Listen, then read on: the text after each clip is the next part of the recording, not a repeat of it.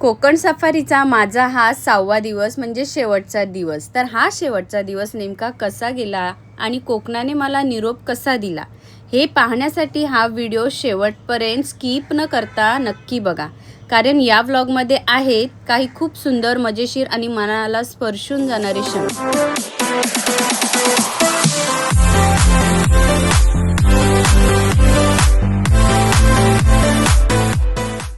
तर आज आहे कोकण सफारीचा 6वा दिवस म्हणजेच शेवटचा दिवस.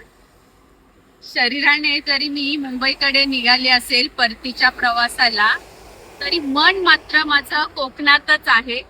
खरंच कोकण खूप सुंदर आहे.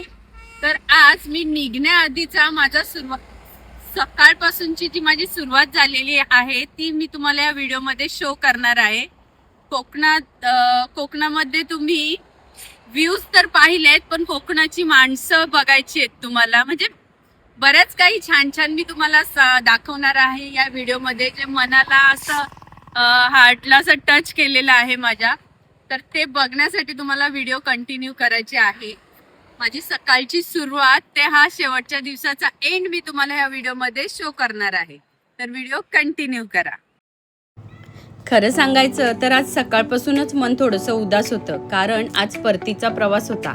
सामान भरताना आणि हॉटेलमधून बाहेर पडताना एकच मनात विचार येत होता, हे 6 दिवस इतक्या लवकर कसे संपले.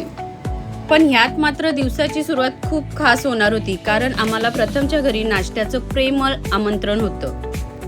घरी पोहोचलो तर स्वयंपाकघरात आई गरमागरम आंबोळ्या बनवत होत्या आणि मग काय, मीही थेट किचनमध्ये शिरले आणि इथल्या पद्धतीने मला जमतंय का पाहिलं. पण तब्बल 3-4 आंबोळ्या काढल्या बरं का. आंबोळी बनवताना आई मला कोकणातील पारंपरिक पद्धती, रेसिपी आणि छोट्या छोट्या टिप्स सांगत होत्या. त्या गप्पांमध्ये आणि हसण्यात वेळ कसा गेला समजलंच नाही.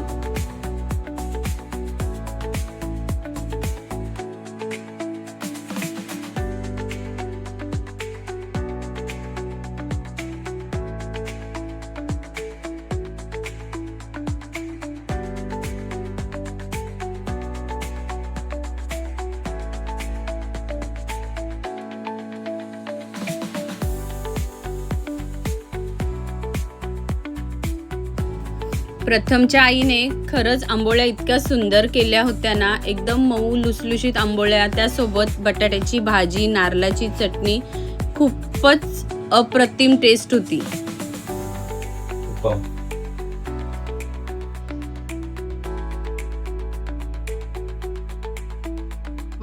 गरमागरम आंबोळ्या आणि प्रेमाने वाढलेला नाश्ता खाल्ल्यानंतर आम्ही घराच्या बाहेर पुन्हा फटका मारायला आलो.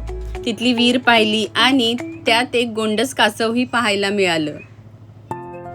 आणि मग समोर दिसला अथांग समुद्र आणि हे पाहून आम्ही सगळे शॉक.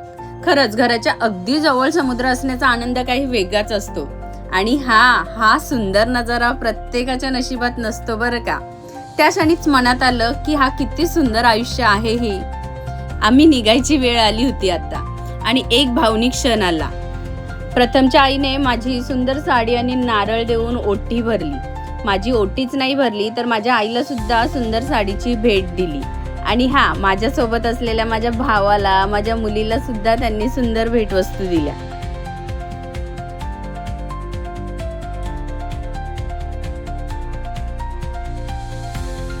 बाबांनी तर मला श्रीफळ देऊन स्वागत केलं. त्यांच्या प्रत्येक कृतीतून त्यांची माणुसकी, त्यांचं प्रेम, आपलेपणा हे दिसून येत होतं.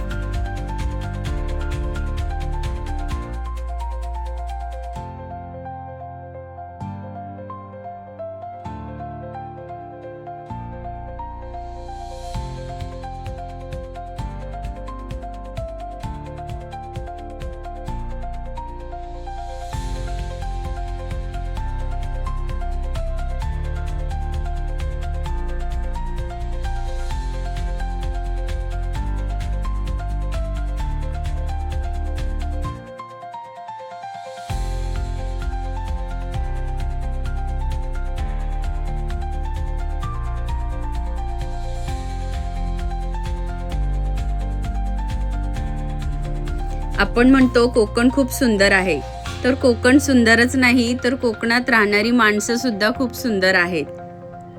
कोकण फक्त सुंदर निसर्गासाठी नाही तर अशा सोन्यासारख्या माणसांसाठीही ओळखलं जातं हे पुन्हा एकदा जाणवलं. त्यांचा निरोप घेताना मन भरून आलं. काही नाती रक्ताची नसतात पण मनाने खूप जवळची होऊन जातात. त्यापैकी हा अनुभव एक होता.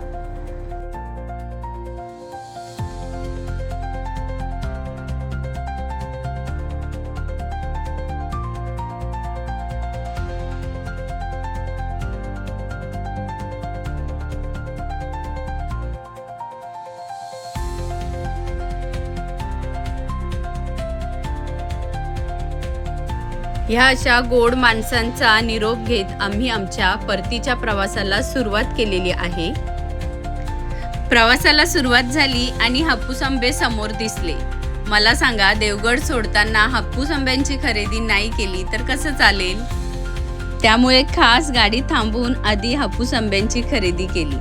माझ्या भार्गवीला हापूस आंबे फार आवडतात. मला आणि माझ्या आईलाही खूप आवडतात बरं का.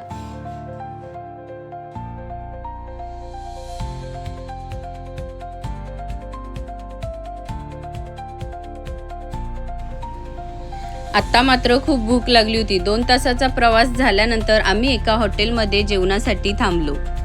पण आमच्याकडे आणखी एक खजिना खास होता. तो म्हणजे असा की प्रथमच्या काकीने आम्हाला छान मच्छी फ्राय दिली होती पार्सल सोबत आणि प्रथमच्या आईने आंबोळी दिली होती. छान पोटभर जेवण करून झाल्यानंतर पुन्हा आमचा मुंबईकडे येण्याचा प्रवास सुरू झाला.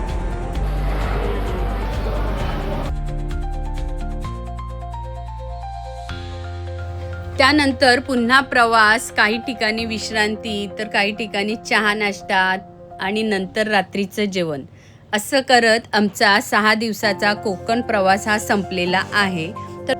तर मला माहिती आहे बेल ऐकॉनची बेल तुम्ही व्हिडिओ पाहण्याच्या नादात वाजवलेली नाहीये, तर जा आणि बेल ऐकॉनची बेल वाजवा नेक्स्ट व्हिडिओच्या नोटिफिकेशनसाठी. आणि माझा हा पूर्ण व्हिडिओ तुम्ही स्किप न करता पाहिला त्यासाठी पुन्हा एकदा तुम्हा सगळ्यांचे आभार. Bye bye. Thanks for watching.